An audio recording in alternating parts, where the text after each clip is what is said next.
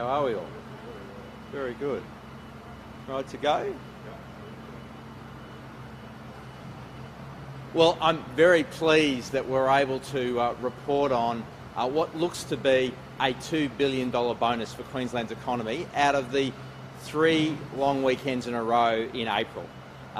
Early indications are demonstrating that we've seen a bumper weekend through the Easter long weekend, then repeated with the just past Anzac Day long weekend.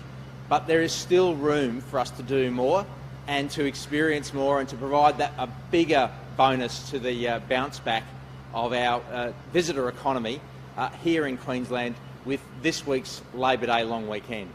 So I'd encourage anyone out there who hasn't had a break over these recent weeks to look to how they can get away from it all, how they can enjoy themselves this long weekend, and by doing so contribute to our great economy and the way in which the tourism industry is bouncing back from the impacts of the pandemic and the impacts of natural disasters in recent times. This is a great opportunity for people to get out there and enjoy themselves, and there are some outstanding opportunities and experiences that people can get themselves around. There are always holiday deals available at Queensland.com, so I encourage you to get out there and check those. You can filter them by region or by type of deal. There's currently 890 deals listed at Queensland.com. Encourage you to get out there and find what's right for you, what experiences are available for you. But this weekend alone, on the deals page, there's a night quarter at Sunshine Coast. There's SeaWorld cruises. There's Aqua hotels and resorts with stay 2 nights or more at any of those resorts and save 15%. And they've got hotels in Brisbane, on the Gold Coast and Sunshine Coast with availability this weekend.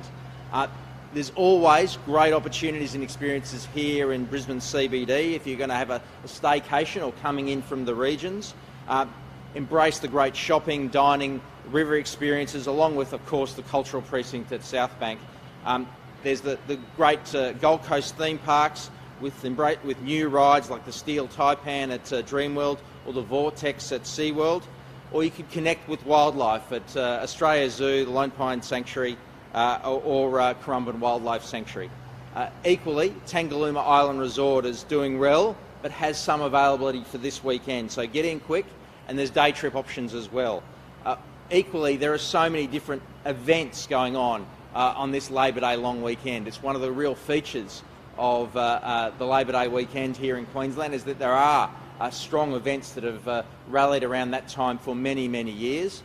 So this weekend there's the North Queensland Games going on in Townsville. There's the Road to Rodeo in Longreach. There's an AFL Premiership game between St Kilda and Port Adelaide happening in Cairns. So the AFL fans can get up there this weekend and enjoy that.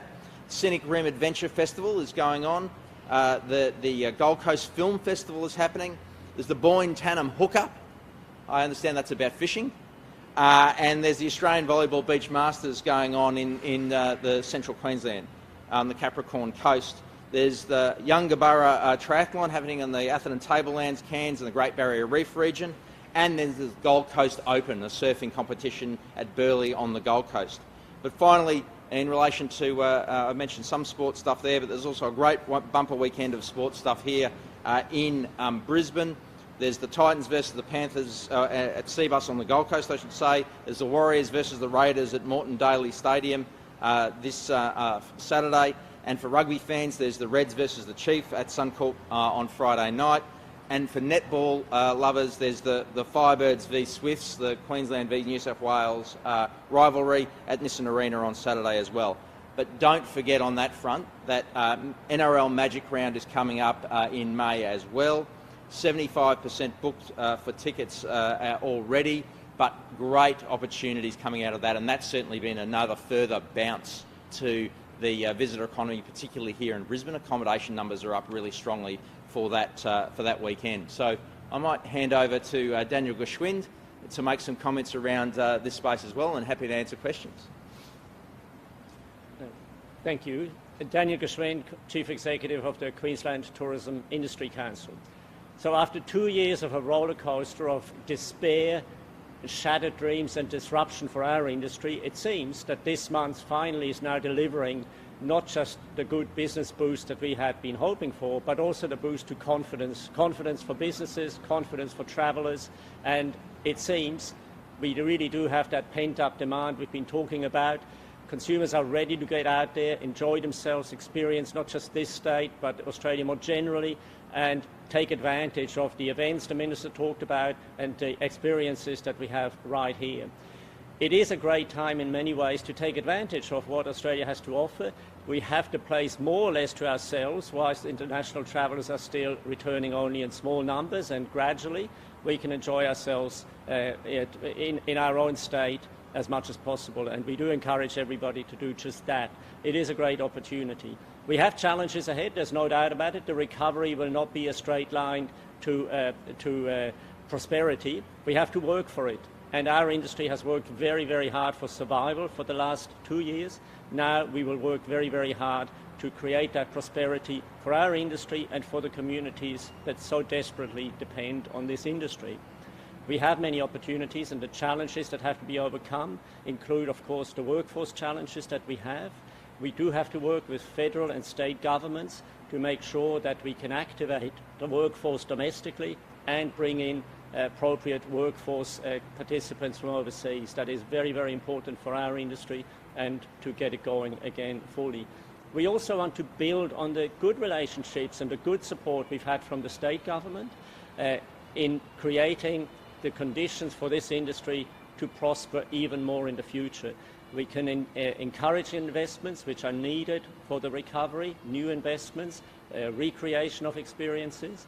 We can also build on constantly improving our regulatory environment to make it more possible, for instance, to activate our great natural areas, our national parks. We can really become more competitive in that space as well.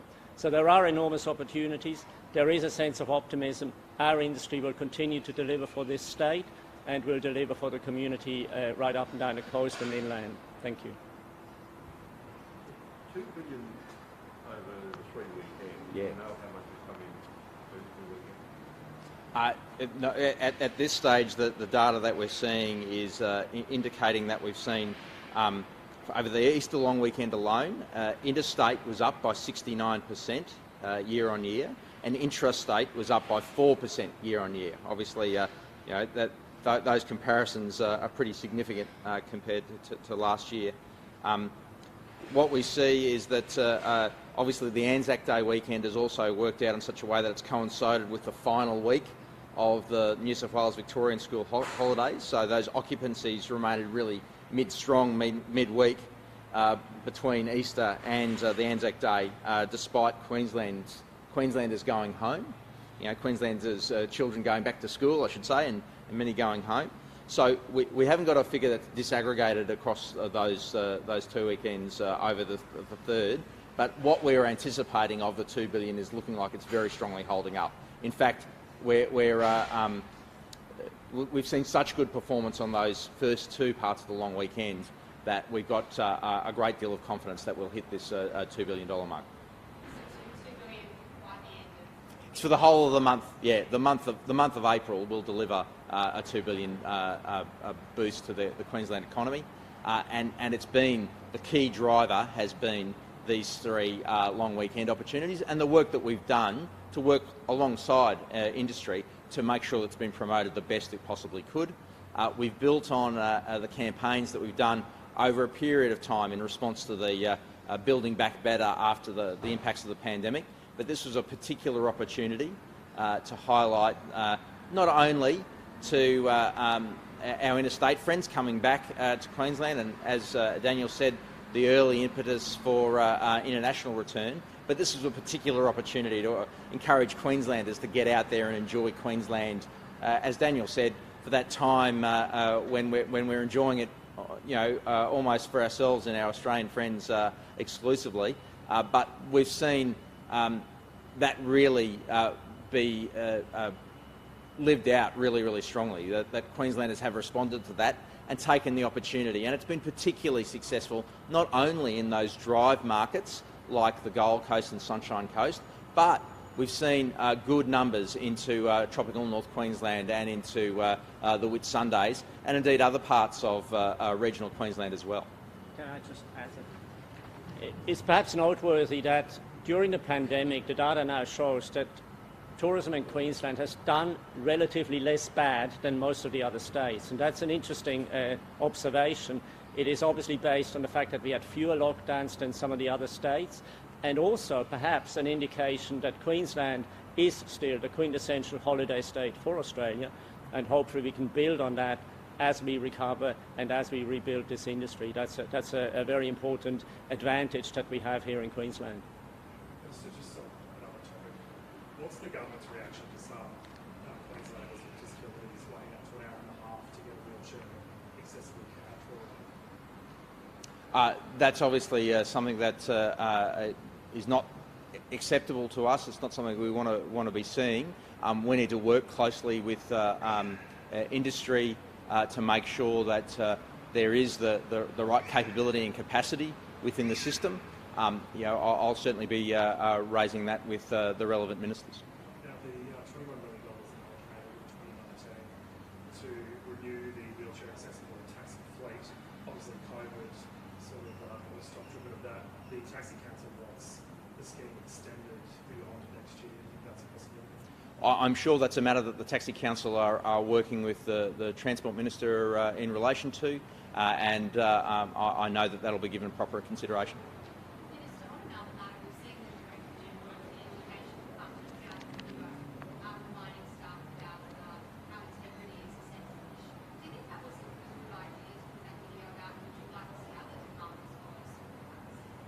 Well, I think this government's very clear on its commitment to wanting to see integrity at the core of what government is doing. That's why we saw the Premier establish and ask Professor Coldrake to conduct the Coldrake review. Its interim report coming down last week was very informative to government, and I'm sure across the whole of government, including obviously in departments, that it's important that heed is taken of these issues and that there's appropriate response. It's appropriate that the Director General of the Department of Education has communicated with his staff. I wouldn't be surprised if we'll see other Directors General communicating with their staff around these measures. I can assure you we welcome frank and fearless advice, and that's an important cornerstone of the way in which our system of government works. Okay. Very good. Thanks.